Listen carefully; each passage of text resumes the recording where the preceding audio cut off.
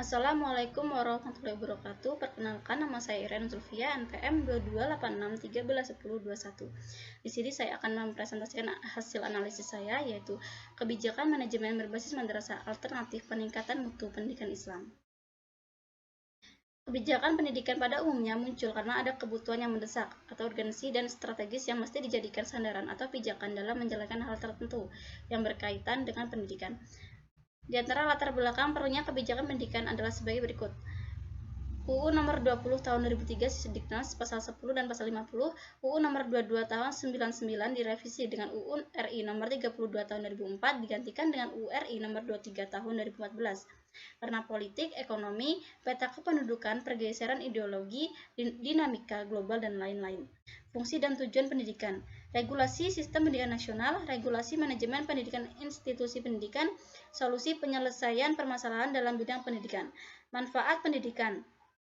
Meningkatkan mutu dan kualitas pendidikan nasional, SDM menjadi berkualitas, mencapai keberhasilan tujuan pembangunan, inovasi bidang pendidikan sesuai kemajuan iptek. Kebijakan pendidikan menurut Mukhlis 2002, kebijakan pendidikan adalah seluruh proses dan hasil perumusan langkah-langkah strategis pendidikan yang dijabarkan dari visi misi pendidikan. Manajemen berbasis madrasah atau MBM menurut David N. Jen L.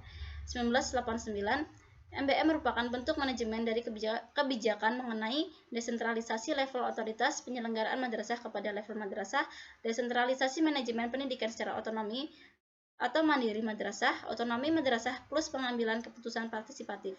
Tujuan dan manfaat MBM. Peningkatan mutu pendidikan, prestasi peserta didik, pemerataan pendidikan, akuntabilitas, efisiensi, efektivitas, profesional, ekonomi, dan politik. Memandirikan madrasah secara otonomi, fleksibilitas, akuntabilitas madrasah. Prinsip MBM. Ekuifinalitas berdasar teori manajemen modern untuk mencapai suatu tujuan. Desentralisasi atau principle of decentralization, manajemen madrasah modern, sistem pengelolaan madrasah secara otonomi atau mandiri, inisiatif manusia, artinya sejalan perkembangan ilmu dan efektivitas organisasi. Karakteristik MBM menurut Nurkolis 2003 mengoptimalkan kinerja madrasah secara keseluruhan, secara inklusif, memuat seluruh elemen-elemen efektif madrasah yang dikategorikan sebagai input, proses, output, dan diterapkan pada seluruh aspek pendidikan melalui pendekatan sistem.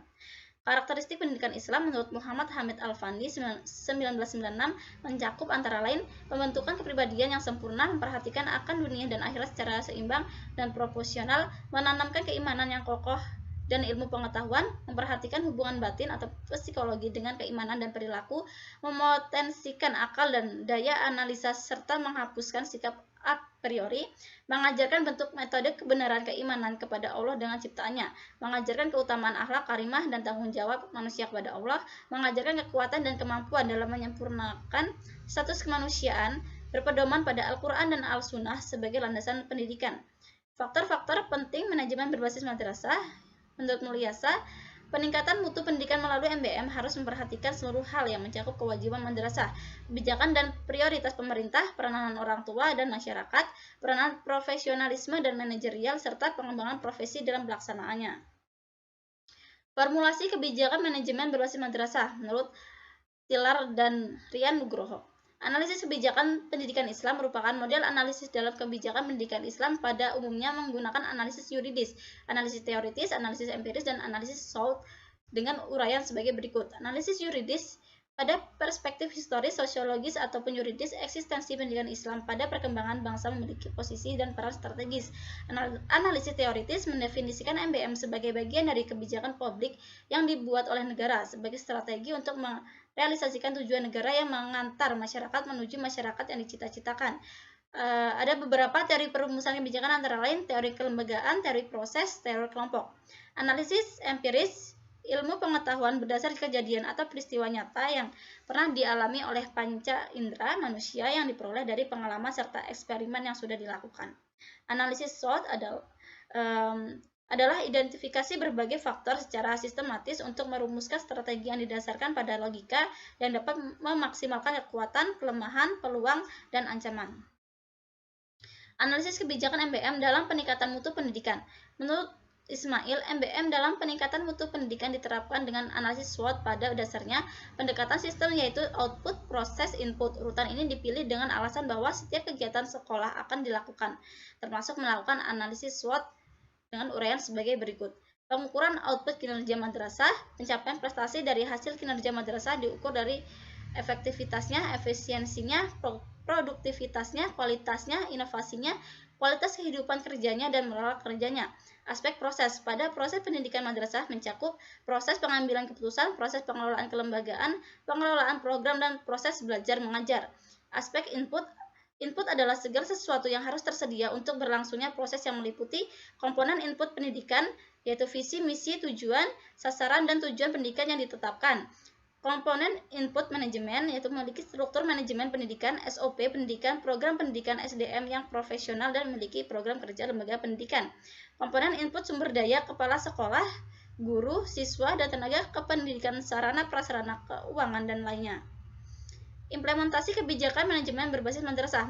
Menurut Slamet, kebijakan adalah bentuk program utama MBM dalam pelaksanaan diawali pertama, mensosialisasikan konsep manajemen berbasis madrasah ke seluruh warga madrasah dan masyarakat. Kedua, melakukan analisis situasi internal dan eksternal madrasah untuk mengetahui besar kecilnya ketidaksesuaian antara kenyataan dengan keadaan yang diharapkan. Ketiga, merumuskan tujuan situasional yang akan dicapai dari pelaksanaan MBM berdasarkan tantangan nyata yang dihadapi. Keempat, melakukan identifikasi akan kesiapan setiap fungsi yang perlu dilibatkan untuk mencapai tujuan situasional. Kelima, menentukan tingkat kesiapan setiap fungsi dan faktor-faktornya baik internal maupun eksternal melalui analisis SWOT. Keenam, menentukan langkah-langkah pemecahan menyelesaikan masalah yang ada sehingga setiap fungsi menjadi siap dan dapat tercapai tujuan situasional. Ketujuh, langkah-langkah pemecahan dan penyelesaian masalah dibuat skala prioritas untuk rencana jangka pendek, menengah, dan panjang. 8. Pelaksanaan program-program yang sudah dibuat membutuhkan kesiapan dari setiap fungsi input untuk merealisasikan rencana jangka pendek MBM yang sesuai visi, misi, dan tercapainya tujuan situasional. Monitoring dan evaluasi manajemen berbasis madrasah. Monitoring adalah pemantauan proses pelaksanaan MBM dalam peningkatan mutu pendidikan madrasah, difokuskan pada proses pengelolaan, kelembagaan, program, dan proses belajar mengajar. Evaluasi merupakan proses pelaksanaan MBM dalam peningkatan mutu pendidikan madrasah, bertujuan untuk memperoleh informasi hasil dalam proses pelaksanaan dan mengukur tingkat tercapainya tujuan situasional yang telah dirumuskan. Temuan dan pembahasan berdasar faktual kebijakan manajemen berbasis madrasah dalam peningkatan mutu pendidikan Islam dapat diukur tingkat keberhasilannya dari hasil tingkat kepuasan pelanggan atau pengguna baik secara internal maupun eksternal. Temuan program yang paling dominan menyebabkan lambatnya peningkatan mutu pendidikan Islam yaitu sentralisasi sistem manajemen pendidikan Islam yang masih dikelola oleh negara dan dualisme. Pengelolaan sistem pendidikan Islam yaitu Kementerian Pendidikan dan Kebudayaan yang membina pendidikan umum dan Kementerian Agama yang membina pendidikan Islam yang dapat terjadinya overlapping. Pembahasan perubahan manajemen pendidikan dari berbasis pusat menuju berbasis madrasah perlu segera dilaksanakan. Perubahan kebijakan dari manajemen berbasis pusat menjadi MBM dapat dijadikan alternatif bagi lembaga pendidikan dalam melakukan perbaikan mutu dan kualitas pendidikan Islam menjadi unggul dan berkualitas. Rekomendasi yaitu sebagai contoh pelaksanaan kebijakan MBM di MAN 4 Jakarta Selatan, lembaga pendidikan tingkat SLTA yang berwawasan global dengan ciri khas keislaman. Memiliki visi dan misi sebagai berikut. Visi misi MAN 4 Jakarta Selatan terwujudnya pendidikan Islami unggul dan prestasi. Yang dalam mengimplementasikan MBM sebagai berikut. Hasil pelaksanaan MBM di MAN 4 Jakarta Selatan yaitu kesesuaian kurikulum dan muatannya telah memberikan sumbangsi positif dalam mencapai visi dan misi yang sudah dicanangkan. Penyesuaian dari KTSP K13 dan hasil pembelajaran hasil kinerja guru, tugas dan tanggung jawabnya bertambah baik dan mampu memotivasi, memfasilitasi, mendidik, membimbing, dan melatih peserta didik. Sekian presentasi dari saya akhiri. Wassalamualaikum warahmatullahi wabarakatuh.